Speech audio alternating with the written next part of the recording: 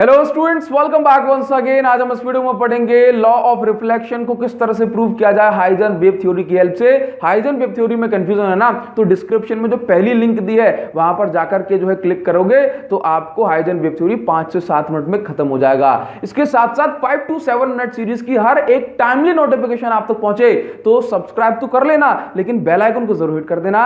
5 to 7 minute series में अगली video ये रही भाई। तो लॉ ऑफ रिफ्लेक्शन को हमें प्रूव करना है। लॉ ऑफ रिफ्लेक्शन को प्रूव करने के लिए सबसे पहले हमें इस वीडियो में जानना होगा कि काम की बात क्या है। तो काम की बात यह है कि हमें प्रूव करना है angle of incidence is equal to angle of reflection. तो ये काम की बात है पहली। दूसरी काम की बात यह है कि एंगल ऑफ इंसिडेंस कहां बनता है। तो एंगल ऑफ इंसिडेंस बनता है नॉर्मल यानी कि 90 डिग्री वाली लाइन और इंसिडेंट रे के बीच में। एंगल ऑफ रिफ्लेक्शन बनता है नॉर्मल एंड रिफ्लेक्टेड रे के बीच में। एंगल ऑफ रिफ्रैक्शन बनता है नॉर्मल एंड रिफ्रैक्टेड रे के बीच में। यह आपको समझना है, ठीक है। चलिए दूसरे काम की बात पर पहुंचते हैं। तो याद रखना कि जब रे पर जो लाइट है जो आ रही होती है, चाहे इंसिडेंट हो या फिर रिफ्लेक्टेड, रे पर अगर हम 90 डिग्री दैट मींस नॉर्मल यदि ड्रॉ करेंगे तो हमें वेव फ्रंट मिलेगा। क्या मिलेगा?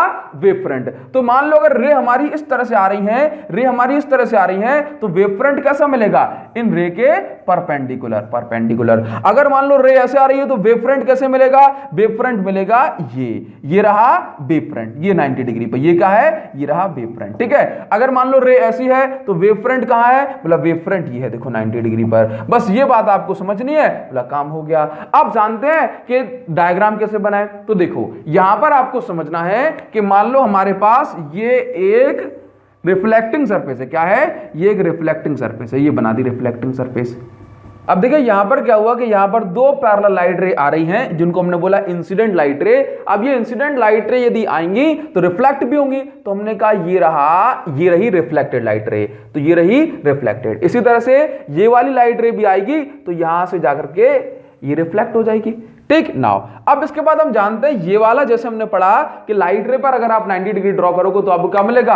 आपको मिलेगा वेव फ्रंट। तो देखो इंसिडेंट लाइट रे पर अगर आपने 90 डिग्री ड्रॉ किया तो आपको मिला इंसिडेंट वेव फ्रंट। क्या मिला?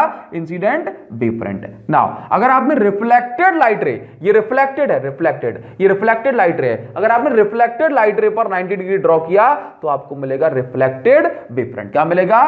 Reflected wave front. नाउ तो अगर आपने इसको नाम दे दिया ए और इसको दे दिया बी, तो याद रखना according to wave theory every point on wave front act as a source of disturbance, है ना। तो देखो यहां पर क्या होगा कि भाई ये जो ए है, ये जो ए पॉइंट है, जैसे मान लो अगर इंसिडेंट वेव फ्रंट आया तो ये वेव फ्रंट तो यहां पर आ गया, तो यहां पर आ गया, स्ट्राइक करेगा, टकराएगा और रिफ्लेक्ट हो जाएगा। मान लो इसका ये जो ए का ये वाला हिस्सा यहां पर पहुंचा और इसको मैंने नाम दे दिया A1।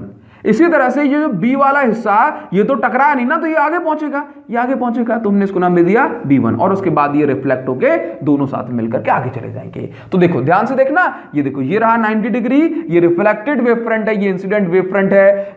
अच्छा देखो आप जानते हो कि ये वाला जो हिस्सा यहां पर ए का ये वाला पोर्शन अगर यहां पहुंचेगा A1 तो ये जो A1 AA1 है, नाउ ये जो AA1 हो जाएगा AA1, क्या AA1 और आपका BB1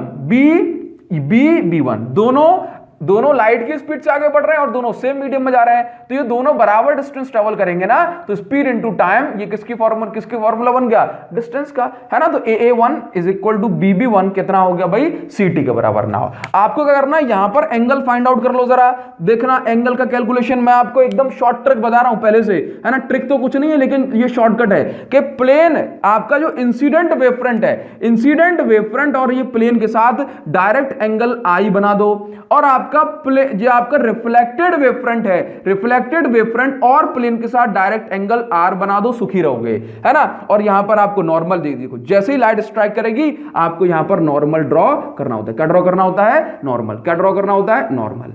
लेकिन मैं आपको यहां पर प्रूव भी करा देता हूं कि ये एंगल I कैसे बना, ये एंगल R कैसे बना। तो कुछ नहीं करना आपको, बस एक बार थोड़ा समझ लेना। कैसे? बिल्कुल थोड़ा सा देखो ध्यान से। यहां पर देखो इंसिडेंट रे और नॉर्मल के बीच में हमने पढ़ लिया कि एंगल ऑफ इंसिडेंस बनता है, ठीक। नाउ ये रहा एंगल ऑफ इंसिडेंस। ये देखना ये टोटल यहां से लेके यहां तक टोटल 90 डिग्री। कितना? Total 90 degree. तो अगर ये आपका I है ये देखो ये 90 डिग्री है, ये इसके साथ इसका 90 डिग्री है, तो ये आपका हो जाएगा 90 माइनस आई। क्या हो जाएगा 90 माइनस आई। अब देखो ये वाला देखना कि ये टोटल 90 है, ये टोटल 90, तो अगर ये 90 माइनस आई है तो ये कितना हो जाएगा आई। इसलिए हमने आपको डायरेक्ट बोल दिया कि इसको आई रख देना। इसी तरह से मैं यहां पर लिख सकता हूं, यहां पर लिख दूंगा भाई ये आपकी रिफ्लेक्टेड रे, ये आपका नॉर्मल, तो हो गया एंगल आर। अब इसके बाद देखो कि ये आपका टोटल 90 है, तो ये इसको हम 90 माइनस आर कह सकते हैं। अब देखो यहां पर ये टोटल 90 है, तो ये 90 माइनस आर हो गया, तो ये बचा 90 डिग्री। इसलिए मैं इसको, सॉरी ये बचा मेरा आर, तो इसलिए मैं इसको एक बार साफ करके फिर से इसको आई और आर लिख देता हूं। इसको एक बार आई बना दी, इसको आर बना दी। अब आपको यहां पर देखना है, क्योंकि हमें I is equal to R prove करना है ना, तो आप यहां पर देखो कि आपको कितने राइट एंगल ट्राइंगल यहां पर दिख रहे हैं। तो ध्यान से देखना कि एक तो आपको दिख रहा है ए बी और ये B1, तो आपने लिखा in triangle A B B1, ये दिख रहा है। और आपको दिख रहा है कौन सा वाला, आपको दिख रहा है ये देखो A1 B1, कौन सा दिख रहा है A1 B1 in triangle A1 B1। अब देखो क्या आप उसको ऐसा लिख सकते हो, sine i is equal to, देखो ये वाले ट्राइंगल में जब वर्क करेंगे ये वाले, तो ये देखो ये अगर आई है, ये आपका 90 डिग्री है, तो इसको मैं बेस कह सकता हूं। ये वाले ट्राइंगल के लिए ये आपका परपेंडिकुलर हो जाएगी और ये आपका हाइपोटेन्यूस हो जाएगा। तो परपेंडिकुलर अपॉन हाइपोटेन्यूस लगाओ, तो आपका हो जाएगा BB1 अपॉन AB1।